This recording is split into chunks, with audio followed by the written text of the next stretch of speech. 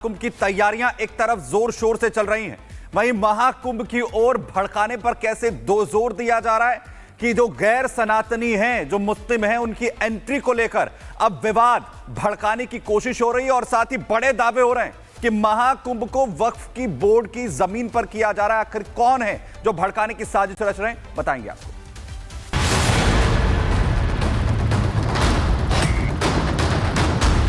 बरेलवी का बयान। तंबू वगैरह लगाए गए हैं, इंतजाम किए गए हैं, मेला लग रहा है। ये वक्फ की जमीन है और वहाँ के मुसलमानों की जमीन है। कुंभ की जमीन पर घमासान।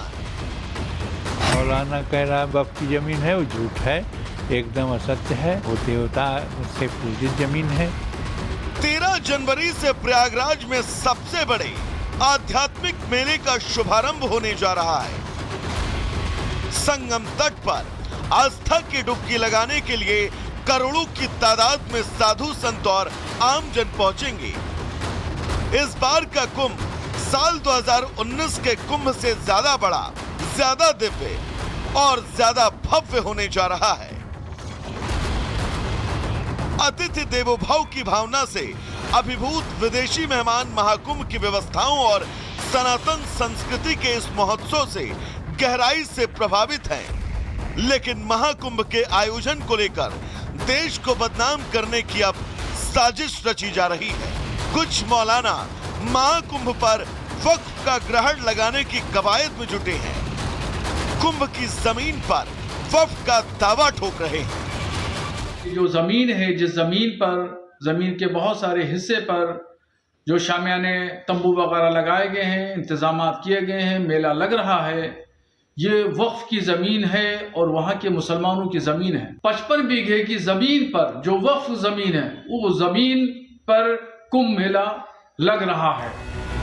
मौलाना के इस दावे में कितना दम है, इसकी हकीकत तो सामने नहीं आई।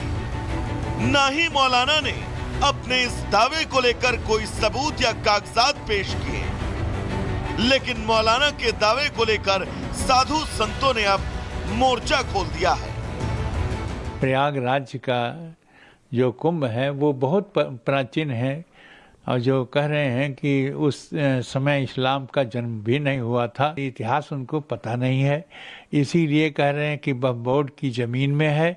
ऐसा नहीं है। मौलाना शहाबुद्दीन ने जो कहा है कि यह वक्फ की जमीन पर महाकुंभ हो रहा है, मैं मौलाना शहाबुद्दीन को बता रहा हूं कि 24 घंटे के अंदर क्षमा मांग ले तो अच्छा रहेगा। बिना अर्थ का, इस प्रकार से बिना कोई सबूत का आप बेवजह आरोप लगा रहे हो, तो इनको तत्काल गिरफ्तार किया जाना चाहिए। साधु संतों के अलावा मौलाना अब राजनेताओं के निशाने पर हैं। कांग्रेस सांसद तारिक अनवर ने कहा कि अगर आपके पास कागज हैं, सबूत है, तो आपको न्यायालय जाना चाहिए। पब्लिक के बीच बयान देकर कोई फायदा नहीं। जिसको भी लगता है कि कहीं अगर वो वक्फ की ज़मीन है या मंदिर की ज़मीन है, मेरा कहना है कि हमारे देश में न्यायालय है और न्यायालय में जाना चाहिए, बजाय इसके कि आप पब्लिक स्टेटमेंट दीजिए, उसकी कोई आवश्यकता नहीं। वही मौलाना के दावे को लेकर अब तमाम सवाल उठ रहे हैं। अगर ये संपत्तियां वक्फ की हैं, तो फिर महाकुंभ को लेकर वक्फ बोर्ड ने अपना दावा या एतराज क्यों नहीं जाहिर किया? अगर संपत्तियों पर वक्फ का मालिकाना हक है, तो दावा करने वालों ने कोई ठोस जानकारी या दस्तावेज सामने क्यों नहीं रखे? क्या जानबूझकर विवाद खड़ा करने की कोशिश हो रही है? महाकुंभ का धार्मिक और पौराणिक महत्व है। कुंभ को लेकर जानबूझकर ऐसे मुद्दों को हवा दी जा रही है जिससे विवाद खड़ा हो। लेकिन विवाद खड़ा करने वाले शायद ये भूल जाते हैं कि यूपी में योगी की सरकार है और यहाँ सनातन के खिलाफ, जहर उगलने वालों के खिलाफ क्या सलूक होता है, ये पूरी दुनिया जानती है। Bureau report, Republic Bharat.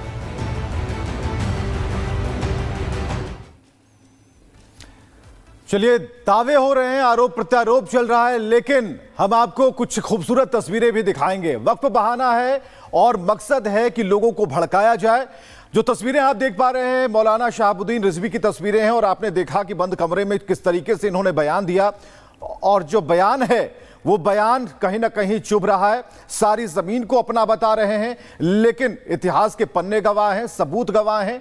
और जो लोग आस्था के केंद्र में हैं, जो कि अब कुंभ नहाने की तैयारी कर रहे हैं, उन्हें इस बात का फर्क नहीं पड़ता कि आखिर मौलाना कह क्या रहे हैं। लेकिन जिस कागजात की बात कह रहे हैं, सबूतों की बात कह रहे हैं, उसे दिखाना भी जहां जरूरी है कि आपको दिखाना होगा, तब अपनी बात को पुख्ता बताना होगा। लेकिन रिजवी के पास कोई सबूत नहीं है, सिर्फ जुबान है और जहरीले बयान लगातार दिए जा रहे हैं। तो सवाल इस बात को लेकर है कि आखिर हो क्या रहा है, और इस पर अब जो हिंदू संगठनों या फिर धर्मगुरुओं या फिर साधु संतों ने जो कहा, वो बात सबसे अहम है, सबसे मजबूत है। तो तस्वीरें हम आपको दिखा रहे हैं। अब जरा देखिए, फ्रेम पर तस्वीरें देखिए, मौलाना शहाबुद्दीन रिजवी की तस्वीरें जो लगातार जहर उगल रहे हैं। तो देखिए, लगातार तैयारियां शासन प्रशासन कुंभ को लेकर एक तरफ कर रहा है, लेकिन सियासत भी अब पुरजोर तरीके से हो रही है। और विपक्ष कहां पीछे रहने वाला है, विपक्ष भी हाथों हाथ इस मुद्दे को लेकर दिखता हुआ नजर आ रहा है। और यहां पर सपा के विधायक है जिन्होंने एक बार फिर से क्या कुछ बयान दिया है, जिसके बाद सियासत हो रही है, आपको दिखा देते हैं।